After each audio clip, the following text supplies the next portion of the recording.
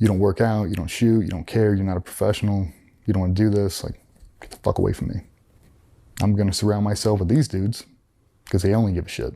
This is the only thing that matters. And it became addictive. It did, because you got to see the performance. You got to feel it. Like, I mean, it's a measurable thing. Like, I started here and I ended here, and I only did that because I didn't let anything else distract me. There's no skateboarding, there's no snowboard trips for me. I couldn't justify it. I couldn't justify breaking my wrist and missing deployment. I couldn't justify wakeboarding and blowing out an ACL. I couldn't justify it. I could justify the skydiving thing because it's part of work. I couldn't justify anything else. I couldn't justify drinking. Like, when you fucking drink, 2 drinks in a single sitting, like, I haven't been drunk since 2010. Wow. I don't do it. Like, can I safely operate a vehicle? Can I speak to the police? Can I discharge a firearm? Can I provide life-saving medical aid? If the answer is yes, then I'm good to go. If I'm shit-faced, I can't do any of those, that's a metric. If I can't articulate my speech to a police officer to get you out of a fucking jam, I've gone too far.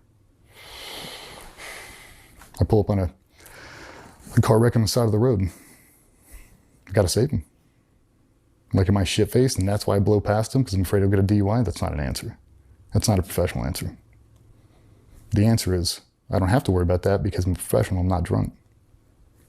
I'm professional. I don't need to put booze in my system. I don't need to be shit-faced at 2:30 in the morning.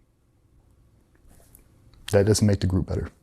Yeah. The group before the individual became the standard, and fuck, man, it made life so much easier. Does what you're doing now make the group better? No. Then why are you doing it? True. Negative people in your life, static, whatever. Does that make you better? What were you doing to cope then? Because a lot of people, you know, they cope with booze. They cope with drugs. They cope, you know, all kinds of ways to cope. You had to be coping somehow. So after I broke that hip, got on some painkillers. So long story short, I blew out that hip. I rushed rehab, I did. And the way they put those screws in, they lifted my IT band on the side of your leg and pumped in the screws, laid the IT band back. And we did that 2012 deployment. I had a pretty bad fall down the side of a mountain, and those screws came out and they blew through my IT band. Had to do another surgery, like, it was bad. And the rehab that came after that, it's on painkillers, and I needed to be on them. Had a bunch of surgeries that I needed to get, and I was held together with, you know, rigor tape and chewing gum. Like, I was banged up, man. And started eating some tramadol and everything else, and it became the norm. Like, I wasn't high. I didn't want to feel the way I felt. Like, I'd wake up in the morning, it's like, I feel like this at 32, holy shit. You're just numb to it. Yeah, you're just How numb. much tramadol were you taking, you know? A shit ton. I mean, I eat them in 300 milligrams a pop. Not bad. Oh, I eat a shit ton. Several a day. Oh, yeah. But it's like, I didn't realize what it was doing because it wasn't a narcotic. You couldn't be addicted to it. Bullshit. Yeah. You get addicted to not feeling pain. That's what you get addicted to. And I didn't realize it, but that continued from essentially 10 until when I retired, like 18. Yeah. I rode that train for a while, tramadol, and I'm just curious, how did you know it was an issue? What happened? With me personally, I knew it was an issue when I ran out, and I felt what that felt like without having any, and that fucking hurts. Mm-hmm. Is that? Yeah. So I had just came back from a deployment. Into a nasty firefight, a bad one.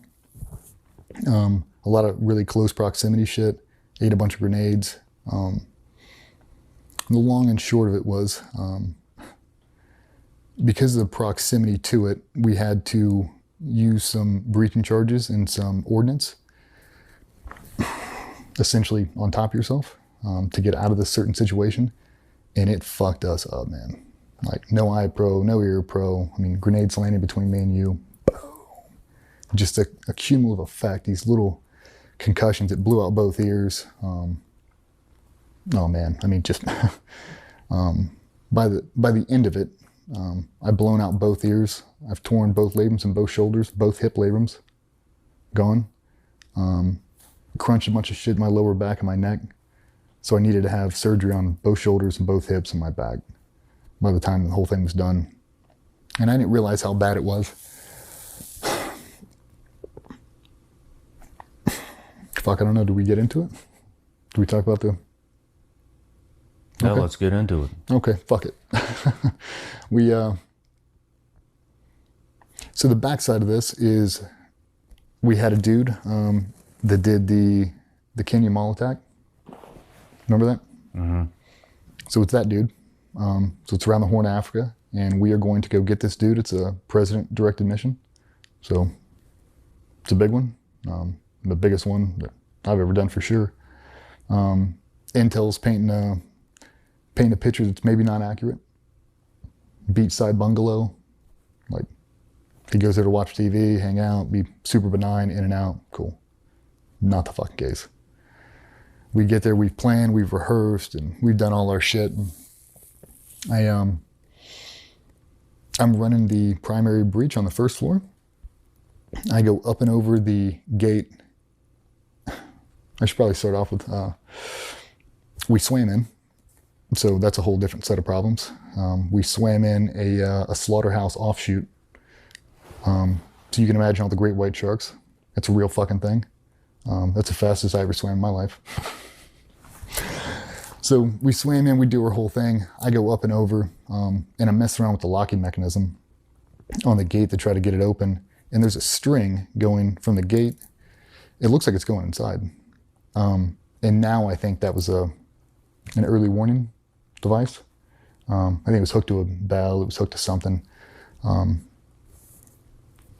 We get the gate open, we bring everybody in, and as we are rolling up to the front door, they start getting contact on the roof. Guy comes out, shoots, skips off one of the guy's helmet, now the firefight ensues. And it's 3 stories, and it's getting fucking chaotic, dude. Like, they have been prepping for this for a long fucking time, and this is not a beachside bungalow.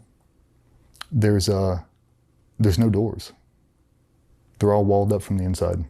There's nothing to attack. You can't see anything. It's like I'm trying to get the door open, but you don't know where the hinges are.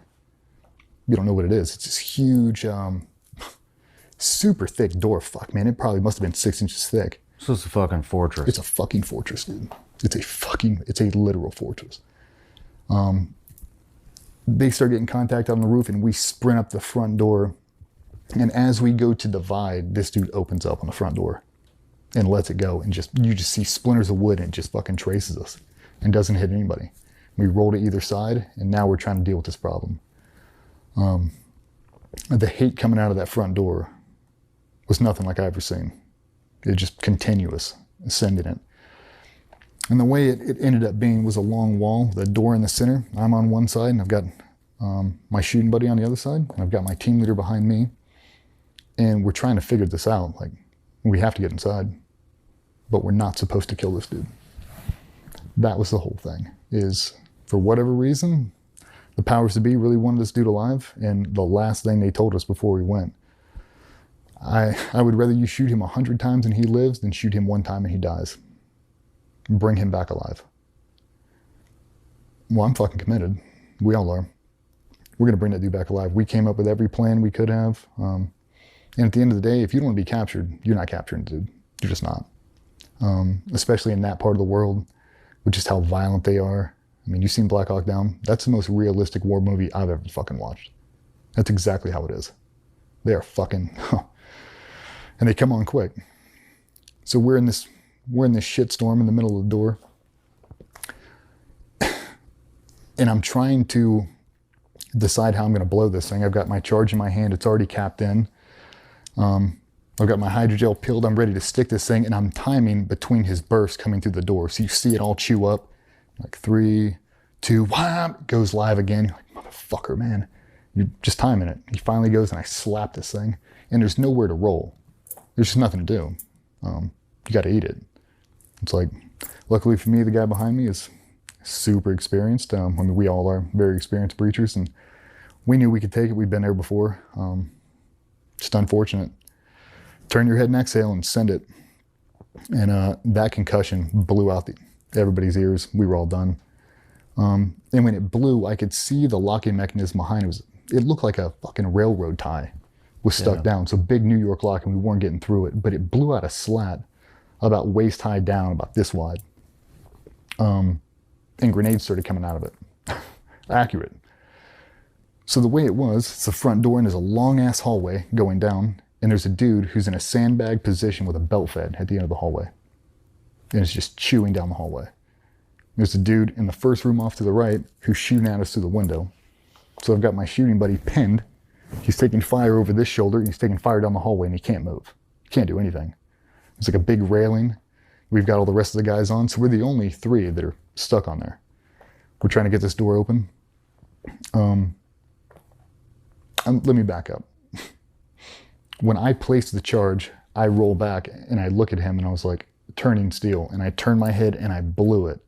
And when I looked back up, he was gone. And I looked down and I saw the hole, and I thought he went. And I dropped to my knees and I start going for the door, and my team leader's pulling me back. I guess he had jumped over the wall. I thought he went. And I was not gonna let that fucking dude go alone. I'm on my hands and knees trying to crawl through this fucking hole, and he's pulling me back, like, we're good, we're good. Well, now we can't get out.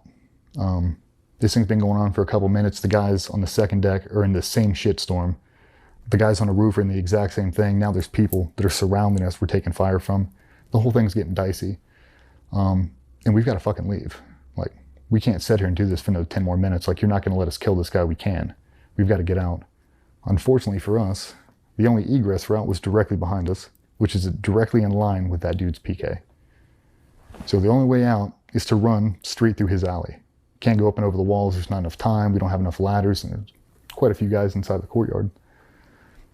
We're trading grenades back and forth with this dude, and it finally comes time. The enemy QRF is upon us, and they're in technicals heading our way. And we gotta fucking go. So, look at the TL. I'm like, what do you want, man? And he's like, get ready for an RPG. I'm like, oh, fuck. I mean, like, bells already rang. Like, we got shit coming out of our nose. Like, we're super concussed. And we ate for the guys that know, I mean, we ate a 1,200 grain ECT from arm's length away. Jesus. No ear probe, and we just sent it. I mean, I know what that charge is going to do. The overpressure is going to fuck me up, but it's not going to blow me up. I know what that charge will do and what it won't. And I was confident in it. And we had to send it. There was no other way. I wasn't going to turn around and leave without giving it every bit of effort I could. And I looked back at him, and I don't know how the fuck we're going to get out of here. It's like, get a T-bomb. So my buddy was down in the courtyard. He had the T-bomb because we had to swim in a bunch of this shit. So we had spread loaded a bunch of stuff.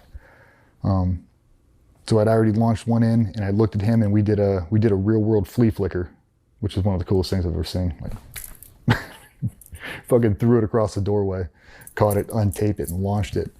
But it was funny. It was so funny to see the TL. He's like pushing on the walls. He's like doing the math in his head, like, this many square feet, the concussion, this overpressure, what's it going to do to us?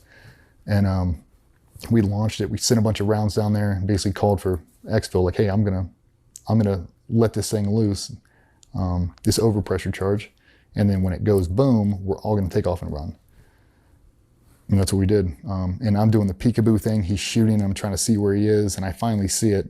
And I've got that T-bomb. Like, you ready? Pull the pin, and I launched the most beautiful toss I've ever had. And when I turned, the overpressure was so bad it blew me off the porch, and we took off at a dead run as fast as we could go. Had a big guy there blow through the gate. We didn't even open the gate. Everybody came up and over. That's how it was taking too long. We didn't have time to fuck with it. So he shouldered the gate and blew through it. That's how we got out. And that dude never skipped a beat firing that PK. Never. Wow. Like, I threw a T-bomb, essentially what I thought, in that dude's lap. Nothing. Continued. I don't know how he didn't shoot us. I don't know how he didn't. Shot one of the recce guys off the ladder, like chewing up the wall that he was on. I mean, fucking crazy. just the continuous hate that was coming out of the thing. When we made it back down, we got a quick head count. We had everybody there, the enemy's massing, and we got to get the fuck out. And the surf was shitty. So the extract platform, long story short, gets rolled over in the surf zone. So now this whole thing, it happens on exfil, just in the confusion and everything else, just trying to get boats in alignment. And I mean, we had dudes get not left out at sea, but basically like, this is such a shit show right now, and it is so fucking dangerous. We're just going to swim as far as we can. We turn on an iris strobe and we just swam. Got picked up by a bunch of exfil platforms and everything else. But in the course of that, essentially the only way to get out is I grabbed a hold of the bow line and I wrapped it around my wrist, and I had them tow me out on a Zodiac. And when they picked up enough speed, the wake, it spun me and it popped my shoulder. So now my arm it's essentially paralyzed. Like, it's not working. It's like, holy fuck. I do the exact same thing and I wrap it up with this one.